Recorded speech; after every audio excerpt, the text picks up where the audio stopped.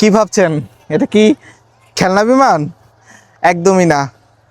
T-37 মডেলের এই বিমানটি 1954 সালে যুক্তরাষ্ট্রে তৈরি হয় এবং 1996 সাল থেকে বাংলাদেশ সেনাবাহিনীতে যুক্ত হয়। আর পরবর্তীতে 2011 সাল পর্যন্ত এটা বিমান উড্ডয়ন প্রশিক্ষণের জন্য ব্যবহৃত হয়েছে। এরপরে সেটা অবসরে পাঠানো হয়েছে এবং বর্তমানে হচ্ছে বাংলাদেশ এয়ারফোর্স যশোর মিউজিয়ামে এটাকে ডিসপ্লে করে রাখা হয়েছে। এখানে নানা মানুষ ঘুরতে আসে এবং আপনি দেখেন আমার পিছনে জেট বিমান আছে। আর যদি আরও ওই পাশে দেখাইতে যায় আপনাদের, এরকম অনেকগুলো বিমানের সারি আপনারা দেখতে পাবেন।